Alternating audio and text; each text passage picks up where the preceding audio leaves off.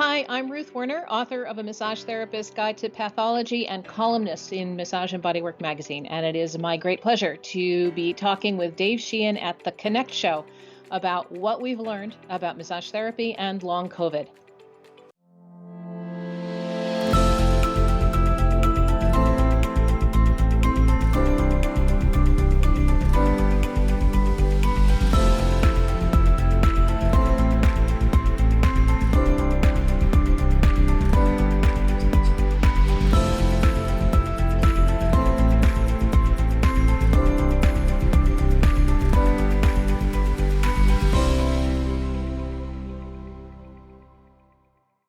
Hi, I'm John Kirkwood and I am passionate about acupressure. I've been invited to present a seminar to the conference of the Massage and Myotherapy Australia organisation in Adelaide in May. What I'll be looking at is constriction patterns in the lower body, and we'll be using 5-element acupressure, which is a technique that I've developed over almost 40 years of practice. And we'll be using pairs of acupressure points that act synergistically to release each other. So we'll begin the seminar by looking at the pathways of the gallbladder, bladder, and stomach channels. And in my experience, a lot of musculoskeletal patterns and biomechanical dysfunction arise out of constrictions in these 3 meridians or channels. So there will be demonstrations, there will be question time, and there'll be plenty of time to practice these techniques that I'll be showing you. So we'll be addressing things like lower back pain, sciatica, sacral fixations, quads and hamstrings tightness, knee issues, and lower leg issues like Achilles tendon problems. So you'll find that these techniques, while 5-element acupressure is a standalone modality, you'll find that these techniques are immediately applicable to whatever bodywork modality you are practicing. So I'm excited to be presenting, and I hope to see you there in Adelaide in May.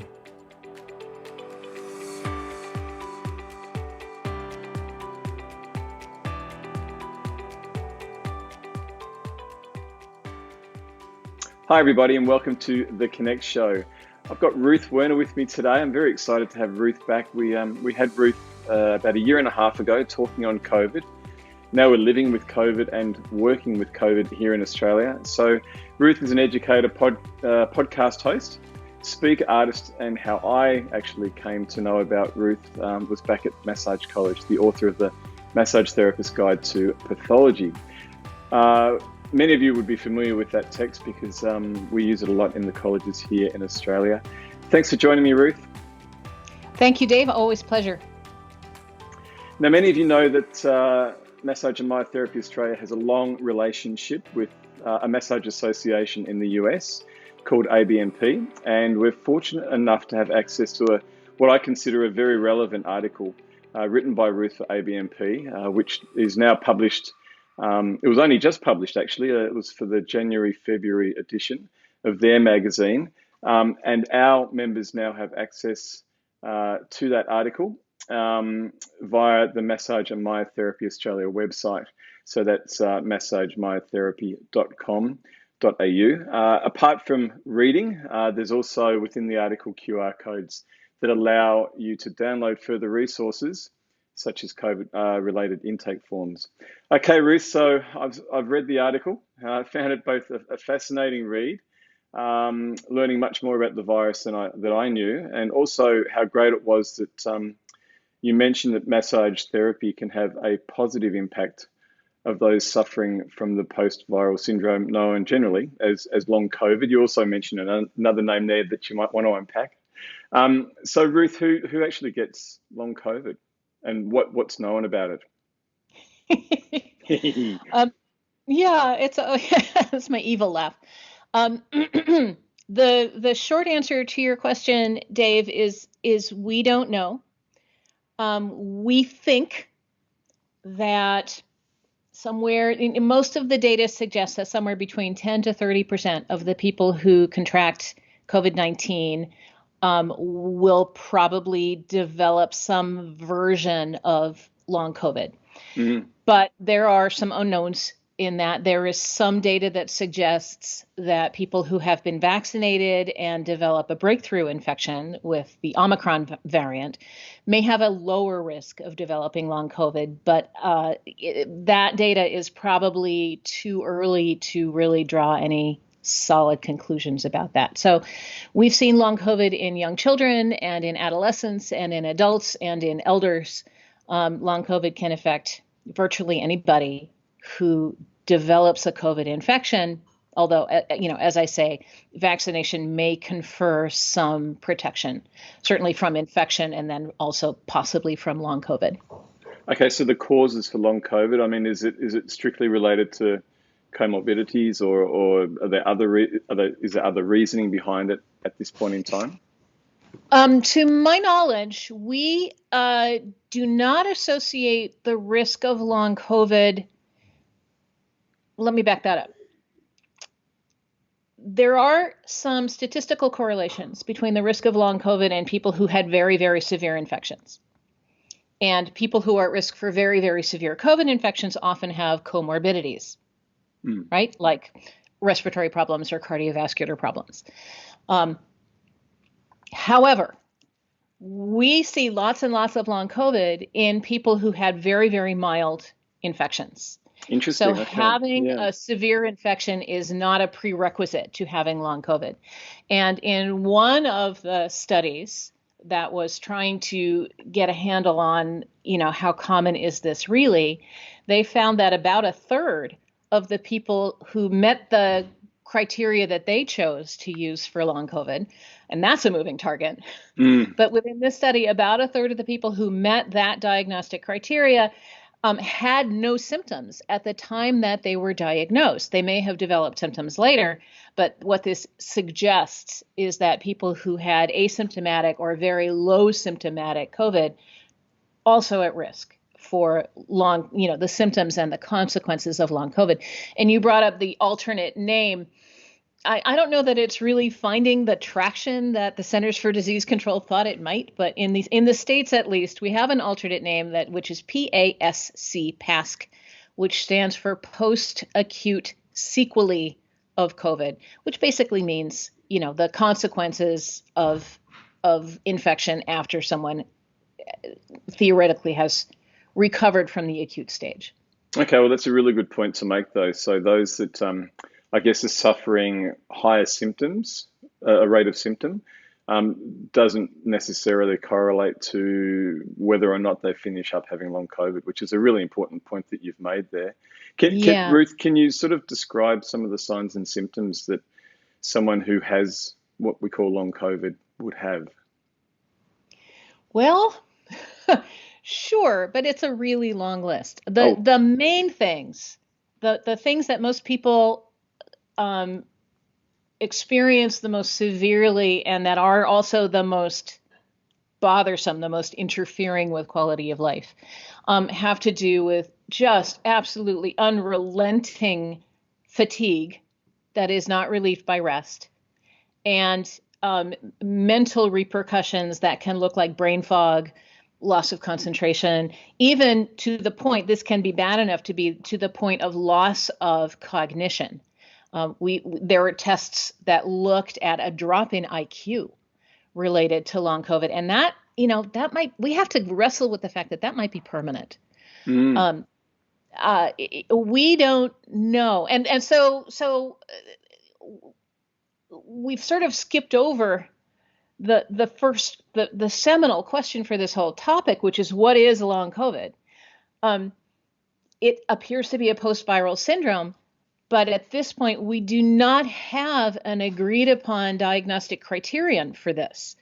So it's symptoms that persist after someone's acute infection has resolved, but persist can mean anything from a couple of weeks to over a year.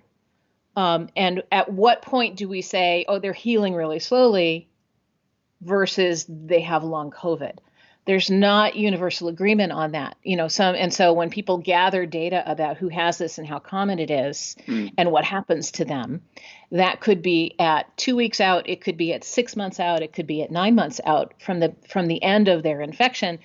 All of those check-in points might look a little different. So what we really are trying to grasp a tomato seed, because in the sense that the harder we grasp, the further it squirts away, because we haven't agreed upon what long COVID is. So it's really a watch this space scenario, and I guess as time goes on, we'll have a better idea of what we're in for.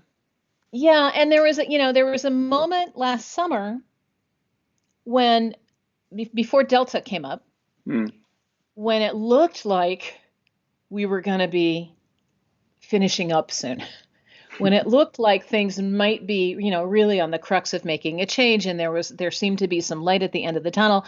And that's where at least I became aware of more attention being put toward long COVID, because it felt like our hair wasn't really on fire for a minute. And then we got whacked with Delta, and then we got really whacked with Omicron, and consequently I'm not in on the decision makers and the policy makers about how money is spent, but my sense is all our resources have turned back toward fighting acute infection rather than shifting toward what are we going to do with these hundreds of thousands or millions of people who are living with long-term consequences. And those long-term consequences can include things like loss of cognition or mental fogginess that might be really long-term. But we're also seeing things like dysautonomia, right? Dysfunction in the autonomic nervous system. A big study, maybe 3 or 4 days ago, about permanent heart damage.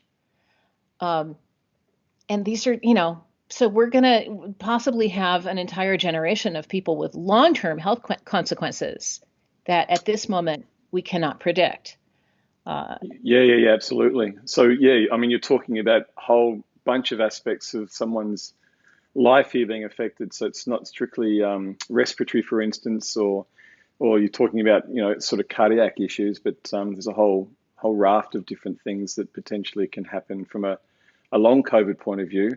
Now, also, Ruth, in the article you talked about the potential benefits, and I guess that's why we've got you on the show as well, talking about benefits for massage therapy.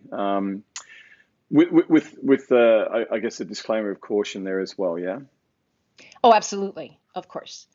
So if we look at the main and most common signs and symptoms of long COVID, which have to do with shortness of breath, which I left out when you asked me the first time, but shortness of breath, debilitating fatigue, and mental fogginess. What we see is just an enormous amount of crossover with a couple of other conditions that I can guarantee massage therapists already work with. And primarily here, I'm thinking about chronic fatigue syndrome, or ME. Yep. Do you call it ME in Australia? We'd call it chronic fatigue. Okay. All right. And the ME stands for myalgic encephalomyelopathy. CFS, we normally relate it to. Yeah. So CFS and fibromyalgia. Right. So we have these, there can be pain, there's fatigue, there's fogginess, and there's, really radical loss of quality of life.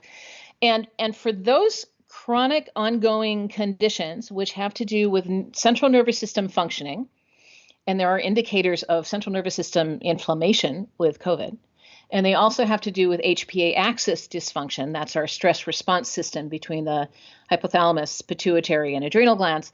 And we see that with long COVID as well. So when we look symptomatically at long COVID, it looks an awful lot like things that not only are we already working with, but for many people, massage therapy and other complementary healthcare strategies can be really effective for, especially because the mainstream, or what's the word I want, allopathic healthcare strategies are often unsatisfactory for people with chronic fatigue and fibro. We start with a typical conventional medical doctor in order to rule out anything really important to know about. But beyond that, very often people are left to their own devices and they find massage therapy along with meditation and yoga and certain kinds of exercise and things that make them feel better. I believe strongly that we are going to see the same thing with clients who have long COVID. They're just, at this point, people with long COVID don't have a lot of resources. And if their symptoms are related to their organs, then they see a pulmonologist or a cardiologist or an endocrinologist. But if their symptoms are fatigue and shortness of breath and mental fogginess, that, what are their resources? Those holistic symptoms that, cover off on everything. Yeah. Yeah. So that brings them back to people who look at a biopsychosocial model of management, and massage therapy is a terrific match for that because we really answer those questions. So if there is some sort of relationship with the signs and symptoms with CFS, for instance, then with massage, some people respond well and some people don't respond so well. So we'd be using the same sort of approach. That's what you're saying? Yeah, I think, so in terms of approach, I mean, first and foremost, the most important question we ever ask anybody is, what do you think I can help you with, right? What is your highest priority that you think massage might improve for you? And then there are, in that way, we can evaluate whether we have the right skill set or if we might need to develop some new skills or maybe need to refer this person on to someone else. But beyond that, we need to screen for safety because, well, we do that anyway, right? But in the context of COVID, we have now the risk of heart damage and lung damage and kidney damage and other really serious conditions that might impact a person's ability to receive certainly vigorous massage. And in reading your article, you've put a little list of or series of screening questions to check if massage is a good match. Is that right? Right. And I think of and I want to emphasize that these screening questions they just come from me. Mm-hmm. And the work I've done with critical thinking about working with people who have pathology. So this isn't like a sanctioned list. This is a starting place. And, the way you work with clients, Dave, might lead you to have some questions that are less important for you here and some others that I've left out that are much more important for you. It's almost like, have you considered these points? Sure. As a starting point, which is fantastic. Yeah. Yeah. Yeah. Because my priority is the safe and effective practice of massage, but what, the word massage is a very big word that means a lot of different things to different people. And so, the way this gets translated into safety measures will look really different for someone who specializes in myofascial release as opposed to someone who specializes in lymphatic drainage. No, for sure. Well, I was just going to say we need to sort of wind up our little conversation. We've got other parts of Connect to move on to. But Ruth, it's been wonderful to have a chance to chat with you on a subject that's obviously incredibly relevant as we live and work in this COVID world of ours. And how can therapists stay in touch with the latest info regarding COVID and other pathologies? I think you've got a podcast, yeah? I do. The best way to stay in touch with me is through my website at ruthwerner.com. There's a mailing list. I send out an email every 2 to 3 weeks, depending on whether my assistant is bugging me or not. And